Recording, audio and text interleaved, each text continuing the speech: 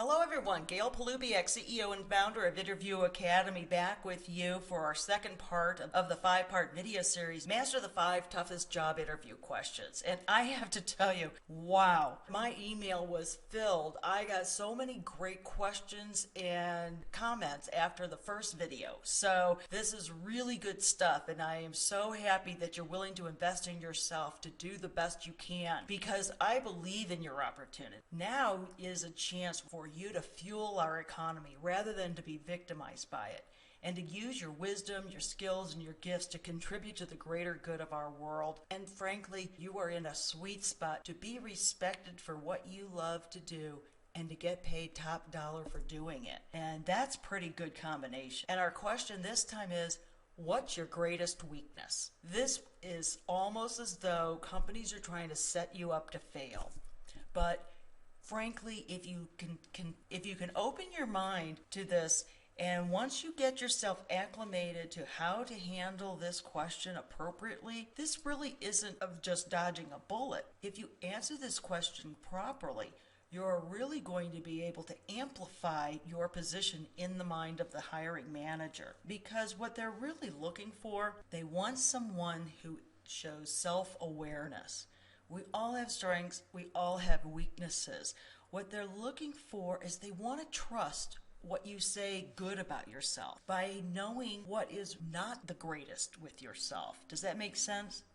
And they want to know that you're accountable. That's one of the biggest challenges in management today, is dealing with employees that simply won't hold themselves accountable and they start to blame everybody. They want to know that you know when you're wrong, you see it, you spot it, and lastly, that you have the perseverance to improve upon it.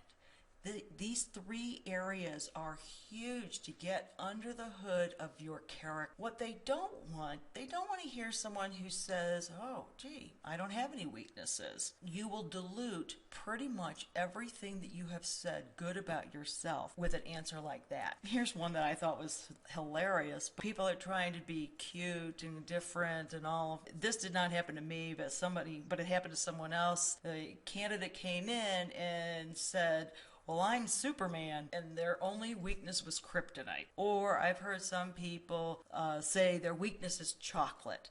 And, you get a nice little giggle or chuckle out of it. I'll go for that. But you better have something to back up beyond that. If you leave it at that, you might as well just close the door and go home, because they're just not going to accept that. The other thing that they don't want to see is, and it's sort of because the people ahead of you have already paved this road before you, and that's turning weaknesses into positives. That's been all over the internet, so they're wise to it. But if you notice, I've got two asterisks next to this, because there are some unique circumstances when you might want to use this in sort of an advanced strategy, and I'll cover that in a little bit. But as a general rule, don't leave it empty, don't turn weaknesses into positives, and lastly, don't use something that's irrelevant or non-work related. So the template for success for your answers would be, you want to start your answer by highlighting the skills and strengths that you have.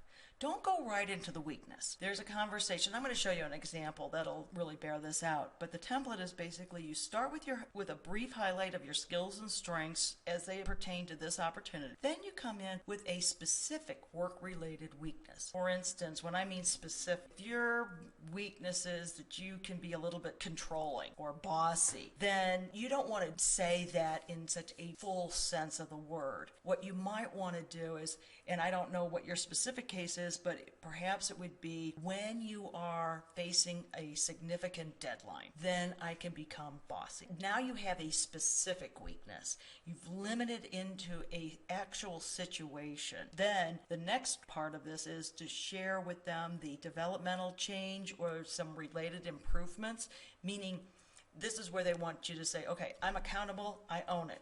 When I'm under stress, when I've got some deadlines in front of me, I can start to bark orders. I get that, that's accountable, but then they want to see that perseverance for improvement, and I know that about myself. I'm trying to work myself past that. For instance, because those pressured deadlines are usually the trigger that cause that, I've invested in new project management software. So we really have streamlined our process. We don't run into those deadlines under so much stress as we did before. And there you go. So you share your awareness by first showing your strengths, then the weakness, then you're showing that you're accountable, and then your perseverance for improvement. But here's the magic. Here's the money that's going to make this question all the better for you. Just like last time we talked, ask another question. Get off of it. Just don't sit there and wait for them to go, oh, really? Bossy? Under pressure? Tell me more. What happened there? Where was this? What was, and now you're going down a rabbit hole you do not want to go down. So here's the example. When I applied for this job, I assessed the key skills I would need to perform well. From my understanding, this job requires the key skills of X, Y, and Z, and I've had great success in these. With this new role will come the new responsibilities such as X, and in my previous job, I've had limited opportunities to fully develop this. However, I've had excellent success learning quickly in the past and will focus on developing these areas. So here, according to the template, you first talk about the strengths that you have, the key skills that apply to this position, and what I also want to make note is that you also tie together that you have been successful in these. Better yet, if you even have some specific significant results, something quantitative to justify that. Because having skills in this area, not enough. You've got to be able to be good at it. And then the next part is to acknowledge your weakness and then just talk about the fact that you have been successful at learning quickly in the past. Again, just to say that you're a quick learner isn't enough to move the dial. Anybody can say that. But when you can point to specific areas where, in fact, you have learned quickly, then this is all the better. And then you end with, oh, and by the way, now that I'm thinking about it, when we talked about this role, help me understand a little bit more about, and now you just go into a completely other area. Do not sit there waiting for something. In our first video, we talked about some of the research. This would be another area where you could say, oh, and by the way, forgot to mention, I read that article in Business Week about the industry, and it was mentioning this. What's your company's approach on that? You just go in a completely different direction and take control of the interview. So now I mentioned those two asterisks, and there are some people that might have an elephant in the room. Perhaps your age, maybe the fact that you don't have any experience, or you're coming from a different industry. Whatever it is, there's an elephant in the room. This is a very strategic play, and sometimes it might take a little guts to get through it, but this is an opportunity to discuss it, to overcome, to pop a balloon in the elephant, basically. You want to make it a non-issue. In this case, what you would do is you would summarize your strengths, and then you identify the perceived weakness. And I say perceived weakness. This is one of those things, don't turn a weakness into a positive. This is one of those tricky things where you're not really owning it as a weakness. And then, of course, after you go there, then you ask another question. And voila, success. So let me share with you how this example would look. When I applied for this job, I assessed the key skills I would need to perform well. From my understanding, this job requires the key skills of X, Y, and Z, and I've had great success in these. Okay, similar, same, highlight those successes. However, I think some people might consider my age, lack of experience, different market focus a weakness. See, you're not owning it. You're saying it could be perceived as such. And that's understandable. You're owning it now. It's understandable if, and you have to understand why people might consider advanced age or lack of experience or different functional experience, whatever that weakness is, maybe lack of degree, whatever that is, you've got to understand from their point of view why they might not think that's a great idea. And so you say, that's understandable if I wasn't coachable or I lacked work ethic, because that's a big part of people with advanced experience. Their fear that they're not coachable. They're sort of a legend in their own mind. or they're done working as hard as they can get the younger people to work.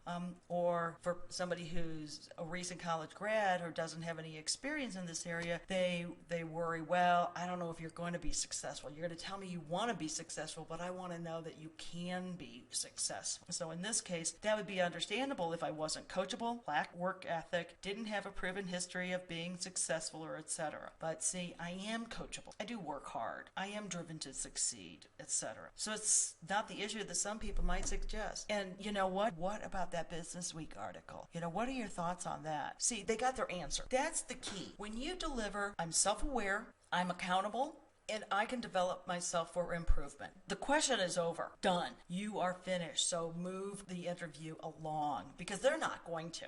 I will just say right then and there, they will likely not. They will find something in an answer to this question that will fumble the ball. So that gives you a little advanced training if there were some areas that cause that elephant in the room and you don't know how to overcome it and you keep ignoring it. Ignoring it is usually not the best strategy. One thing I want you to know is when they say, what's your greatest weakness? This isn't a question that you just hope you dodge a bullet. If you answer it correctly, you've got an unbelievable shot at enhancing your position in the mind of the hiring manager. And that's what this is all about. We don't want to just interview well. We want to interview and get hired. I really appreciate it. Again, keep those questions coming. I really welcome them. And post your comments and share with the other people that you know who might find this helpful. In the meantime, I'm looking forward to seeing you for video 3. And till then, keep your mind open to endless possibilities. And I hope you have a great rest of your day.